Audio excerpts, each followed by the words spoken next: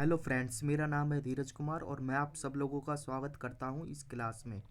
देखिए, आज का हमारा टॉपिक क्या है। आज का हमारा टॉपिक है स्टेटमेंट एंड अजम्पशन। आप लोगों को पता होगा स्टेटमेंट अजम्पशन की प्री मतलब पहले 4 क्लासेस मैंने करवा दी हैं। आज ये देखो क्लास नंबर 5 है और ये लास्ट क्लास है। ठीक है, इसके अंदर देखो क्या है। इसमें जो आज की क्लास है इसके अंदर हम प्रीवियस ईयर के क्वेश्चंस करेंगे। देखो, पिछली क्लास में भी हमने प्रीवियस ईयर क्वेश्चंस करे थे, तो कुछ क्वेश्चन बच गए थे, वो मैं पार्ट नंबर 2 लेके आया हूँ। तो इसमें करेंगे, देखते हैं आज मतलब कि क्या है इसके अंदर। देखो, लॉजिकल रीजनिंग है ना, काफ़ी बड़ा एक मतलब अपने आप में टॉपिक है। तो देखो, आप लोगों को पता होगा, अगर आप रेगुलर मेरे साथ जुड़े हैं, सबसे पहले मैंने आपको कोर्स ऑफ एक्शन करवाया था। ठीक है, कोर्स ऑफ एक्शन करवाया था, इसमें मैंने आपको 5 क्लासेस करवाई थी। इसमें 50 क्वेश्चन हो गए थे। सिमिलरली मैंने देखो इसमें भी आपके 5 क्लासेस करवाई हैं। इसमें हर लेवल के करवाए, ऐसी प्रीवियस में करवाए थे। देखो, जीरो से स्टार्ट करा था, फिर लेवल थोड़ा इंक्रीज हुआ, फिर और हो गया, फिर देखो प्रीवियस ईयर में तो जो लेवल आता है वो मैंने आपको दिखा दिया किस तरीके से आता है। तो ये लास्ट क्लास है। देखो, मेरे पास 10 क्वेश्चन है। देखो, आप लोगों को पता होगा स्टेटमेंट और अजम्पशन कैसे हम सॉल्व करते हैं। देखो, मैंने बताया था जब पहली क्लास थी उसमें भी मैंने बताया था, सेकंड में भी, थर्ड में भी, फोर्थ में भी। आज भी रिपीट कर देता हूँ, जो नए स्टूडेंट होंगे उन्हें पता चल जाएगा। देखो, एक स्टेटमेंट दी होती है इसके अंदर, बाकी अजम्पशन कितनी भी हो सकती हैं। देखो, स्टेटमेंट से ना हमें अज्यूम करना पड़ता है। मतलब मान लो किसी व्यक्ति ने कुछ कह दिया, कुछ कहा उसने, ठीक है, या व्यक्ति व्यक्ति ने कुछ कहा, या मान लो कोई वर्क किया गया। मान लो सरकार भी कोई वर्क करती है या डिसीजन देती है, तो वो उससे पहले उन्होंने क्या सोचा है, मतलब उनकी पूर्व धारणा क्या है। मतलब मान लो कोई भी, हम मानते कोई भी काम करता है कोई, या कोई भी क्या कहते हैं स्टेटमेंट देता है, तो उससे पहले वो कुछ सोच के बोलता है। तो उससे पहले की जो मतलब काम करने से पहले की जो सोच होती है, या बोलने से पहले की जो सोच होती है, उसको ही हम अजम्पशन लेते हैं। ठीक है, तो देखो इतना ही टॉपिक है ये। मतलब क्या समझोगे आप अजम्पशन में, इतना ही। अगर आपने ये सारा समझ लिया कि हमने मतलब कि एक व्यक्ति ने कोई काम किया, मान लो मिस्टर ए ने कुछ काम किया या बोल दिया उसने कुछ भी 2 लाइन में, तो उसने जो बोला या जो काम किया उससे पहले उसकी सोच क्या आती है, उसी को हम अजम्पशन कहते हैं। ठीक है, इतना में ही पूरा ये चैप्टर कंप्लीट हो जाता है। बाकी आपकी रीडिंग और अंडरस्टैंडिंग पर ये बेस्ड है। तो देखो, इसका हम आगे चलते हैं। आज क्या है, देखो इसके अंदर क्या क्वेश्चन है। देखो, इससे पहले आपको पता होगा ये पजल की क्लासेस चल रही है, प्री क्लास है ये, मतलब प्री की पजल के हिसाब से है, आप इसको देख लेना। और देखो सेकंड ये देखो मेंस की क्लास है, जैसे कि आपकी लॉजिकल रीजनिंग की, ऐसी कोडिंग डिकोडिंग भी आता है। ठीक है, ये भी चल रही है न्यू पैटर्न की, इसमें देख लेना। और देखो ये मशीन इनपुट आउटपुट भी, मतलब ये मशीन इनपुट आउटपुट भी मेंस का ही होता है। इसके भी क्वेश्चन काफ़ी चल रहे हैं, आप देख लेना। प्ले मतलब मेरे चैनल पे जाना, यूट्यूब, वहाँ पे प्ले लिस्ट देखोगे ना, वहाँ सबके प्ले लिस्ट बने हैं, वहाँ पे मिल जाएगा। ये देखो आज का टॉपिक ही है। देखो, मैंने स्टेटमेंट एंड अजम्पशन के बारे में बता दिया किस तरीके से होता है, अभी बताया था स्टार्टिंग में। ये पार्ट नंबर 5 है और ये लास्ट पार्ट है। इसमें भी कुछ प्रीवियस ईयर क्वेश्चन है, देखते हैं क्या है। देखो, उससे पहले ना ये देखो मैं आपको कुछ रूल बता देता हूँ। ये मैंने आपको फर्स्ट सेकंड थर्ड मतलब हर क्लास में रिवाइज करवाएं, ताकि आप बार बार पढ़ोगे तो रिवाइज हो जाए। देखो, दोबारा पढ़ लेते हैं। बाकी मैंने बता दिया अजम्पशन मतलब कैसे लेते हैं। बाकी कुछ रूल हैं, अगर ये रूल याद होंगे तो आपको मतलब कि सॉल्व करने में क्वेश्चन और ईजी होगा। देखो क्या बोला है, assumption is always indefinite and positive. आपको पता होगा हमेशा क्या बोल रहा है, अजम्पशन, जो अजम्पशन लेते हैं वो इनडेफिनिट होनी चाहिए और पॉजिटिव होनी चाहिए। ठीक है, तभी अजम्पशन मानोगे। सम वर्ड्स लाइक, कुछ वर्ड हैं जैसे कि some, to large extent, may, much, exit in the assumption that will always be implicit. अगर ये वर्ड आ जाते हैं तो आप अजम्पशन को ट्रू मानोगे, मतलब इम्प्लीसिट हो जाता है, उसके अंदर अंतर्निहित है तो ट्रू है। Any assumption that is conveying the message, मतलब कोई भी अजम्पशन है जो मैसेज बताती है, कौन सा, एडवर्टाइजमेंट की हो, नोटिस की हो, अपील की हो, ये याद करना है। अजम्पशन की बात कर रहा है, स्टेटमेंट की नहीं। The assumption will always be implicit, वो इम्प्लीसिट होगा, ट्रू होगा। If any assumption is talking about past and future, मतलब कोई भी अजम्पशन आपकी पास्ट या फ्यूचर के बारे में बोले, that assumption will always be explicit, मतलब कि वो हमेशा फॉल्स होती है, उसको गलत कर देना बिना सोचे समझे। कंपेरिजन ऑलवेज भी रॉन्ग, ये भी पता है, कंपेरिजन हो अजम्पशन में तो रॉन्ग कर देना। If any assumption showing the word like, मतलब कुछ अजम्पशन जो आपके वर्ड उसमें दिखाती है, जैसे कि like, suggestion, order, request, that will always भी इम्प्लीसिट, वो भी ट्रू होगी। और लास्ट पॉइंट है, री स्टेटमेंट इज नेवर इम्प्लीसिट, मतलब कि जो आप मान लो स्टेटमेंट दिया है उसी को अजम्पशन में दे देना, तो वो कभी भी आपकी इम्प्लीसिट मतलब कि वो गलत होगी। ईजी वर्ड में मान लो वो गलत ही होगी। तो देखो ये 6-7 रूल हैं, इनको हम पढ़ लेते हैं, तो फिर हम क्या कहते हैं जब क्वेश्चन करेंगे तो हमारे लिए काफ़ी ईजी होगा। देखो, ये मैंने हिंदी में भी लिखा है, इसको आप पढ़ लेना, वैसे मैंने हिंदी में समझा दिया है। देखो पहला क्वेश्चन है, कितना छोटा है, देखो ये आया हुआ क्वेश्चन है। आप प्रीवियस ईयर के पेपर देखोगे ना, ये क्या कहते हैं 16 का लेवल है, देखो 16 का। IBPS PO में पूछा गया मेंस में, देखो क्या है, देखो इजी सा क्वेश्चन है, इसको पढ़ते हैं। It is desirable to put it is desirable to put child in school at the age of 5 और सो। मतलब क्या है, देखो ये डिजायरेबल है कि आप जो चाइल्ड है उसको स्कूल में भर्ती करवाते हैं, उसकी एज या तो 5 हो या उससे, मतलब 5 हो या उससे ऊपर हो, इस तरीके का बोल रहा है ये।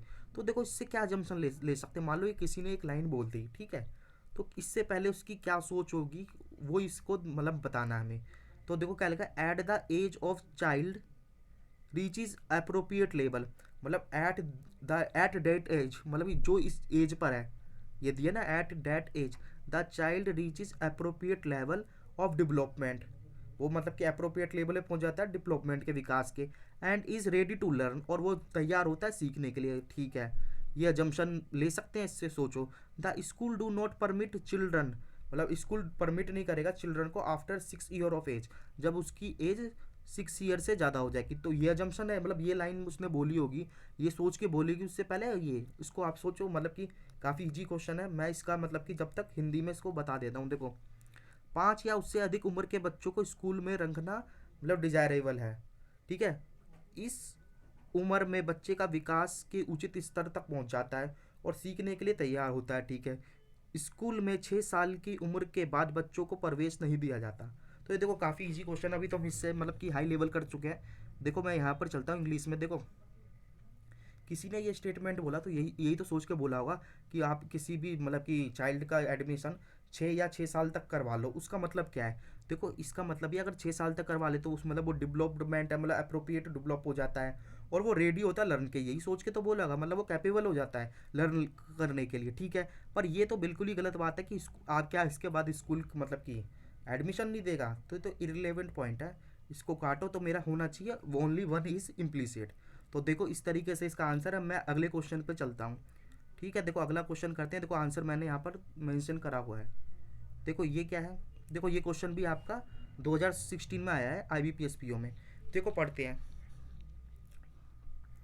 इन order to bring punctuality in our office, मतलब पंक्चुअलिटी लाने में हमारे ऑफिस में, वी मस्ट प्रोवाइड, हम प्रोवाइड करेंगे conveyance allowance to our employ, मतलब कन्वेंस अलाउंस दिया जाएगा हमारे एम्प्लॉय को।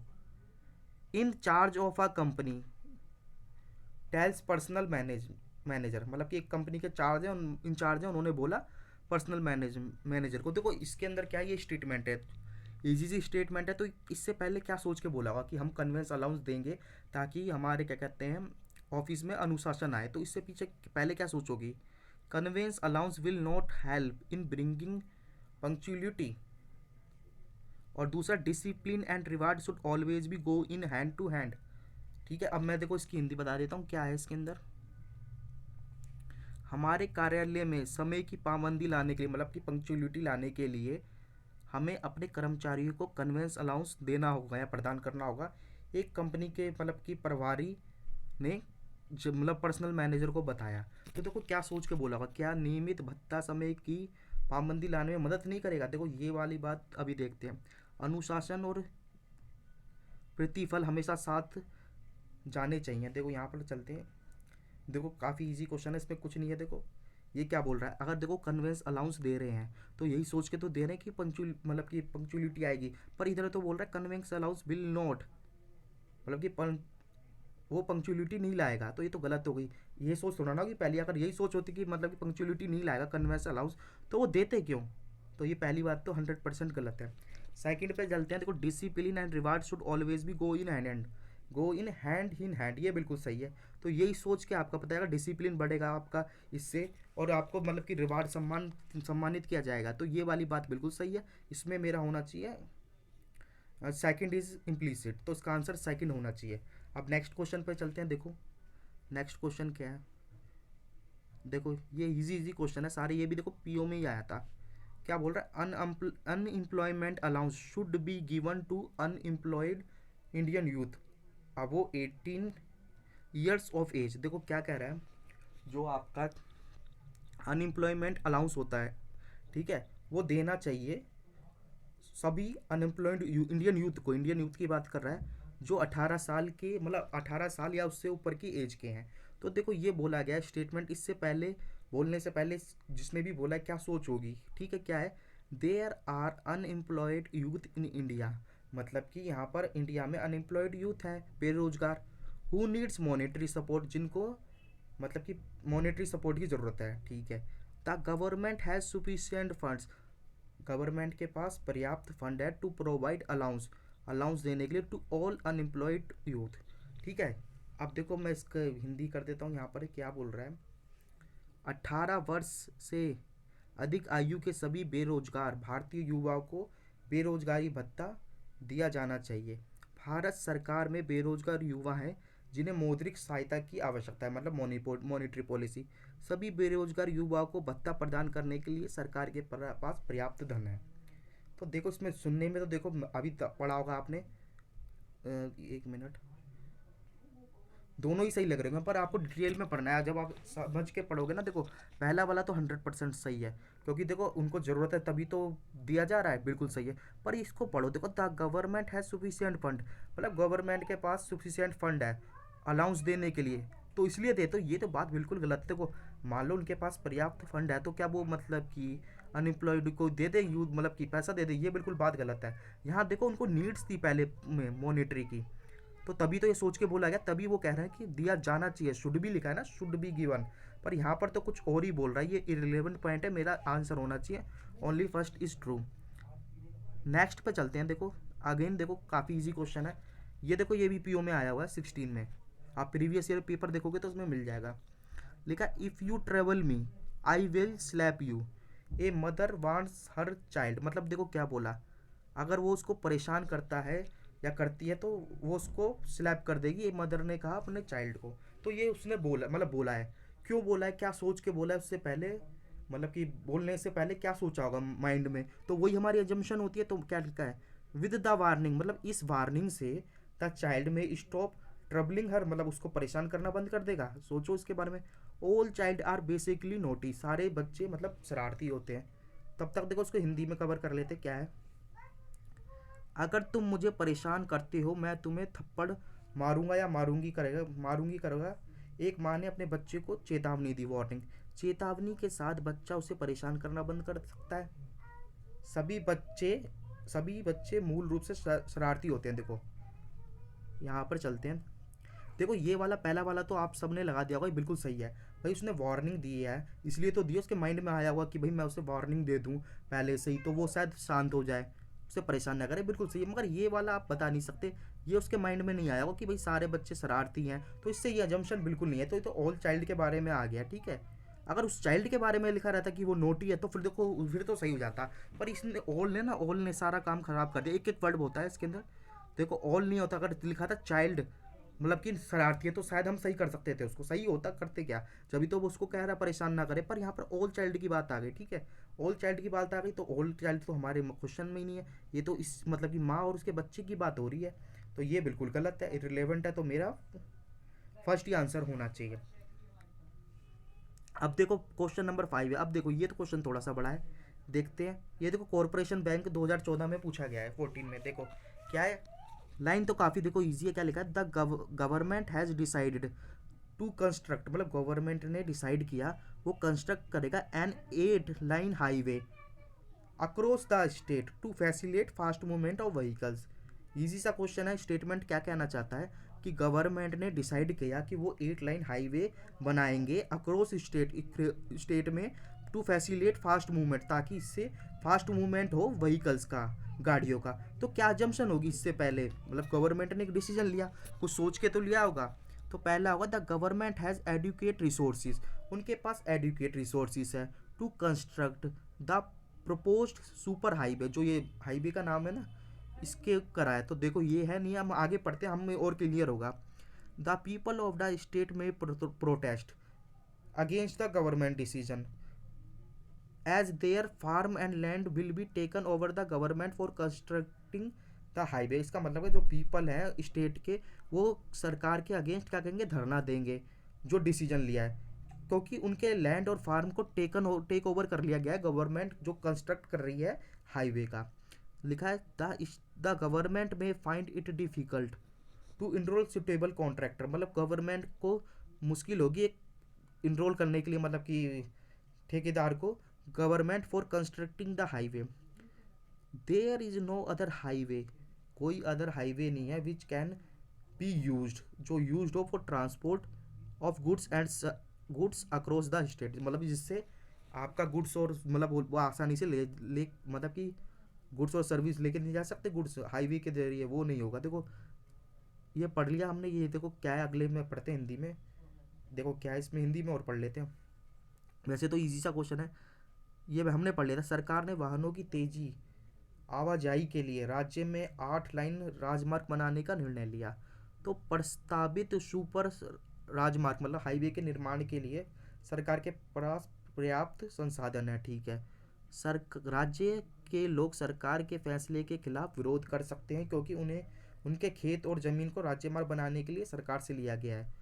राज्य सरकार को राजकीय राजमार्ग निर्माण के लिए उपयुक्त ठेकेदार सरकार को नामांकित करने का मुश्किल हो सकता है। कोई अन्य राजमार्ग नहीं है जिसका उपयोग राज्य भर में माल के परिवहन के लिए किया जा सकता है। देखो यहाँ पर पढ़ते, देखो इसमें कुछ नहीं है, इसमें क्वेश्चन में देखो पहले तो हमें सोचना है सारा कि मतलब कि इसमें ध्यान देना कि सरकार ने ये डिसीजन लिया है, तो सरकार कोई डिसीजन लेगी तो वो तो पॉजिटिव ही लेगी ना, सोच के नेगेटिव कभी नहीं लेगी। मैंने देखो स्टेटमेंट में भी बताया था कि जो आपकी मतलब कि अजम्पशन होगी उससे पहले कैसी होगी, पॉजिटिव होगी और इंडेफिनिट होगी। तो देखो मैं दूसरा पढ़ता हूँ, तो दूसरा ये क्या कह रहा है कि वो प्रोटेस्ट करेंगे किसके खिलाफ, अगेंस्ट सरकार के। तो सरकार ने क्या ये डिसीजन लेके करा कि वो मतलब हमारे खिलाफ धरना देंगे तो हम हाईवे बना रहे हैं, ये तो नेगेटिव है, गलत हो गया। देखो ये क्या बोला, गवर्नमेंट को डिफिकल्ट होगा, तो डिफिकल्ट वाला आ गया तो ये भी नेगेटिव हो गया, कॉन्ट्रैक्टर नहीं मिलेगा, तो ये भी तो सोचा नहीं होगा उसने, ये भी गलत हो गया।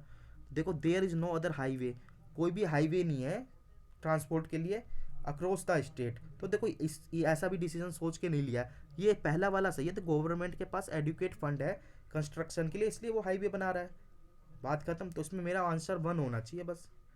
तो देखो इसमें दे रखा आंसर। अब देखो मैं चलता हूँ, देखो यहाँ तक मैंने अभी कराए थे ना, ये प्रीवियस ईयर के क्वेश्चन थे। अब मैंने देखो इसमें क्वेश्चन ज़्यादा नहीं मिले थे, अब मैंने कुछ और क्वेश्चन यहाँ पर फ्रेम करे हैं जो मतलब कि काफ़ी सही हैं। देखो पढ़ते हैं, क्वेश्चन नंबर 6 है, in a view of recent spurt in sugar price in the open market the government has asked to dealers to release vast quantity of imported sugar in open market. देखो आपको एक एक word का मतलब पता होना चाहिए, जब आप समझ पाओगे। क्या लिखा है, in the view of recent मतलब जो शुगर प्राइस के रेट बढ़ गए हैं, इस पर हुआ है उसके अंदर, इन ओपन मार्केट, ठीक है, अंडर मतलब कि ओपन मार्केट में, अंतर्राष्ट्रीय मार्केट में, the government has asked, government ने पूछा डीलर से वो रिलीज करें एक बड़ी क्वांटिटी को ऑफ इम्पोर्टेड, जो कि आयात करा गया है शुगर इन ओपन मार्केट। तो ये स्टेटमेंट आप गवर्नमेंट ने बोला किसको, डीलर्स को।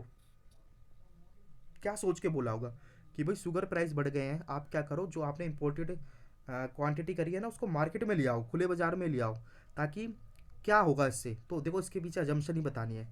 तो लिखा है dealers will follow the government directives, मतलब कि जो ये बोला है सोचे, मतलब गवर्नमेंट ने बोला है, तो गवर्नमेंट के माइंड में ये पॉइंट होगा कि जो डीलर है ना उनकी बात को मानेंगे। हो सकता है, देखते हैं क्या है। The sugar price will come down, again easy सा लिखा है, मतलब क्या, शुगर प्राइस कम हो जाएगा। The price of indigenous sugar will remain unchanged, मतलब कि जो शुगर प्राइस है किसका, जो घरेलू है, वो क्या रहता है, अनचेंज्ड रहेगा, मतलब बदलेगा नहीं। तो देखो आप इसका आंसर करो, मैं देखो हिंदी में बता देता हूँ। खुले बाजार में चीनी की कीमतों में हालिया उछाल के बाद, मतलब कि गवर्नमेंट ने सरकार के डीलरों से खुले बाजार में भारी मात्रा में आयातित चीनी को जारी करने के लिए कहा, इम्पोर्टेड। देखो क्या है, डीलर सरकार के निर्देशों का पालन करेंगे, चीनी के दाम कम हो जाएंगे और चीन जो स्वदेशी चीनी की काम मतलब कि कीमत में कोई परिवर्तन नहीं आएगा, मतलब कि अनचेंज होगा। देखो चलते हैं यहाँ पर, देखो ये गवर्नमेंट ने बोला, पहले तो हमें स्टेटमेंट समझनी पड़ेगी। स्टेटमेंट क्या, शुगर के प्राइस बढ़े तो उन्होंने गवर्नमेंट ने डीलर से बोला कि आप जो इम्पोर्टेड क्या कहते हैं क्वांटिटी है वो मार्केट में लेके आओ। तो इससे क्या होगा, तो बस इतना ही सोचो, इसके बाद हमें सोचना है। देखो इससे पहले ये डिसीजन लेने से पहले गवर्नमेंट के माइंड में क्या आया होगा, यही तो आया होगा, जो डीलर्स है उनकी बात को फॉलो करेंगे। तो बिल्कुल सही है। देखो अगर ये फॉलो ही नहीं करेंगे तो वो डीलर से बोलते ही क्यों, गवर्नमेंट, बिल्कुल सही है। और देखो ये क्या है, शुगर प्राइस के देखो प्राइस बढ़े थे, अब ये लाएंगे क्वांटिटी तो मार्केट में प्राइस कम होंगे, बिल्कुल सही है। The sugar price of indigenous sugar will remain unchanged, ये बिल्कुल बात गलत है। ऐसे थोड़ा ना होगा कि वो जो स्वदेशी चीनी है उसकी कीमतें बनी, मतलब कि जो मतलब कि हमारे देश मतलब हमारे यहाँ चीनी का उत्पादन हो रहा है और जो इम्पोर्टेड करी है बाहर से लाए हैं, तो क्या होगा अगर वो मार्केट में लाएंगे तो उसकी कीमत गिरेगी और इसकी अनचेंज, ऐसा नहीं है, सब टोटल गिरेगी। तो ये बिल्कुल गलत पॉइंट है, तो मेरा आंसर होना चाहिए फर्स्ट एंड सेकंड फॉलो। अब देखो क्वेश्चन नंबर 7 पे चलता हूँ। ये देखो काफ़ी अच्छा क्वेश्चन दिखाई दे रहा है, पढ़ते हैं। देखो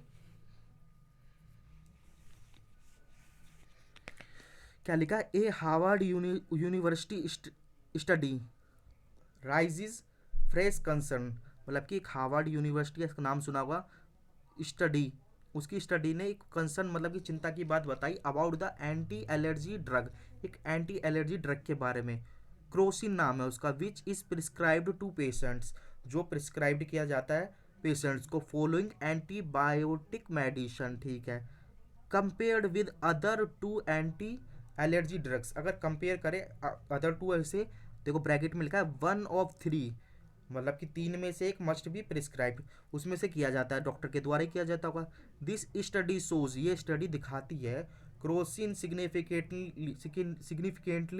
rises the risk of adverse side effect, मतलब कि जो इसका दवाई का इफेक्ट है, दवाई का नाम है, वो एडवर्स इफेक्ट होता है, side effect following antibiotic medicine. तो ये देखो ये बात बोली गई है एक हार्वर्ड यूनिवर्सिटी के द्वारा। तो ये मतलब क्या बोल रहा है, इससे पहले इसके पीछे सोच क्या होगी, एक दवाई है उसका मतलब कि आप यूज़ करते हो तो उसमें एंटी एलर्जी ड्रग्स है, तो उसके साइड इफेक्ट होते हैं। अब देखो अजम्पशन क्या हो सकती है बोलने से पहले, तो एक तरीके की ये तो मतलब कि बताया गया, देखो क्या है, देयर इज़ नो रिस्क, मतलब कोई रिस्क नहीं है, if one of two other anti allergy drugs are administered, मतलब बोल रहा है कोई भी आपका रिस्क नहीं है अगर one of two anti drugs are administered, उसका एडमिनिस्टर किया जाए, ठीक है।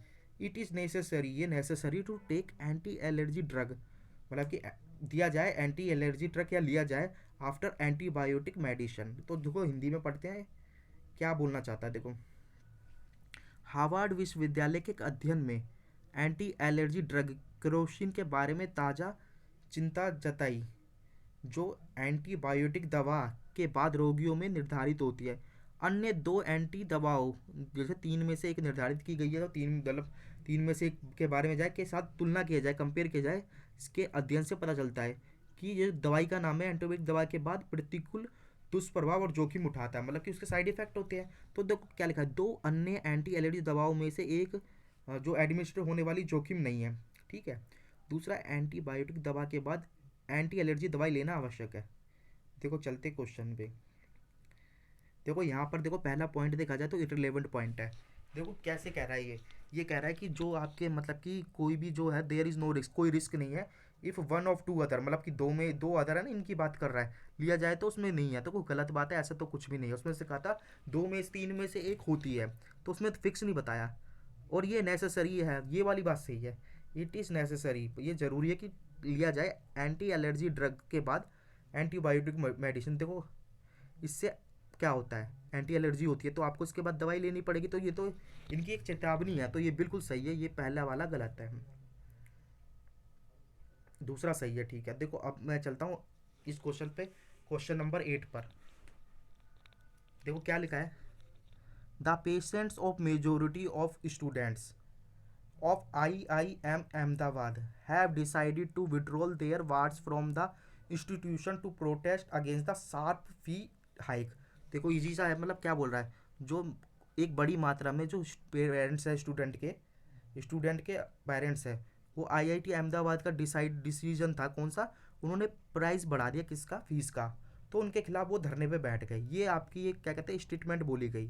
तो देखो अब वो लोग स्टेटमेंट बोल रहे हो या बोल रहे हो, उन्होंने एक कार्य किया है कि धरने पे बैठे, तो उन्होंने धरने पे बैठने से पहले क्या सोचा होगा अपने माइंड में कि वो धरने पे बैठे हैं, वही हमें बताना, वही हमारी एजम्पशन होगी, ठीक है। क्या बोल रहा है, it is likely that such attempt, मतलब कि ये will make the IIM authority to rethink the sharp fee hike, मतलब कि ये जो धरने पे बैठ रहे हैं इससे क्या होगा, वो IIT अहमदाबाद की अथॉरिटी सोचेगी दोबारा कि फीस बढ़ाने की पे, ठीक है। The institution will be closed after 10th जून। ठीक है, अब मैं इसको हिंदी में पढ़ देता हूँ। देखो क्या है। आई अहमदाबाद के अधिकांश छात्रों के माता पिता ने तेज वृद्धि से मतलब कि जो फीस में बढ़ाई, क्या कहते हैं, इंक्रीज करा के विरोध में संस्था के मतलब प्रोटेस्ट कर दिया उन्होंने उनके खिलाफ। तो देखो ये संभावना है कि इस तरह के प्रयासों से, ये इंस्टीट्यूशन का नाम है, को तेजी से शुल्क वृद्धि पे पुनर्विचार करने का अधिकार मिल जाएगा। और देखो 10 जून के बाद संस्थान बंद हो जाएगा। तो देखो इसके अंदर देखो हम पढ़ते हैं क्या है। देखो अगर कोई लोग हैं, एक स्कूल की या किसी की भी संस्था है, तो उसकी फीस बढ़ गई, वो प्रोटेस्ट पे हो गए। क्यों हो गए? वो यही तो सोच के होंगे कि भाई हम प्रोटेस्ट करेंगे, धरना देंगे। तो वो मैनेजमेंट है सोचेगा, और वो अपने विचार मतलब जो उन्होंने विचार करा है उस पर दोबारा सोचेगा कि वो फीस बढ़ाने का। ये बिल्कुल सही है। ये वाला पॉइंट तो बिल्कुल इरिलेवेंट है कि आपका इंस्टीट्यूशन ही बंद हो जाएगा, तो ये बिल्कुल गलत है। ये तो बहुत ईजी क्वेश्चन था, फर्स्ट ही मेरा ट्रू है। देखो नेक्स्ट पे चलते हैं। देखो क्वेश्चन नंबर 9 है, क्या बोल रहा है। It is clear from past records of the gym, मतलब ये क्लियर होता है पास्ट रिकॉर्ड के ऑफ जिम के, डेट मोस्ट पीपल, ज़्यादातर people who exercise at the gym, जो जिम में एक्सरसाइज करते हैं, रेगुलरली मेंटेन, वो मेंटेन करते हैं परफेक्ट को relation between height and weight. ठीक है, ये तो ईजी सा है। मतलब कि क्या है इसके अंदर कि जो लोग, सीधा सा कहने का मतलब, जो लोग जिम में एक्सरसाइज करते हैं प्रॉपरली, वो अपने हाइट और वेट को प्रॉपरली मैनेज करते हैं। ठीक है, सही रहता है। तो देखो इसके पीछे जम्पशन क्या होगी। मान लो ये लाइन बोली गई है, किसी ने भी बोली हो, मान लो जिम के क्या कहते हैं ओनर ने बोली हो, किसी ने भी बोली हो, या किसी मतलब कि व्यक्ति ने बोली हो जो जिम करता हो, कोई भी हो सकता है इसमें। तो ये क्या सोच के बोली होगी। देखो क्या बोला है, exercise at gym is essential for everyone. Essential मतलब कि जो एक्सरसाइज है वो जिम में करना सबके लिए आवश्यक है। सोचो इसके बारे में। If one wants to have weight according to his height, मतलब यदि कोई चाहता है उसका वेट हाइट के हिसाब से हो जाए, मतलब जितना हाइट है उसके हिसाब से वेट होता है ना, आपको पता होगा, मतलब कि एक चार्ट होता है कि आपका इतना हाइट है तो इतना वेट होना चाहिए। He should exercise at the gym regularly, वो एक्सरसाइज करें जिम में रेगुलरली। देखो हिंदी में पढ़ लेते हैं, वैसे हिंदी में ज़रूरत नहीं है, फिर भी इसको पढ़ लेते हैं। क्या लिखा है, जिम के पिछले रिकॉर्ड में यह स्पष्ट है कि जो लोग जिम में व्यायाम करते हैं वे नियमित रूप से ऊंचाई और वजन के बीच सही संबंध रखते हैं, मतलब को रिलेशन होता है। जिम में व्यायाम सभी के लिए आवश्यक है।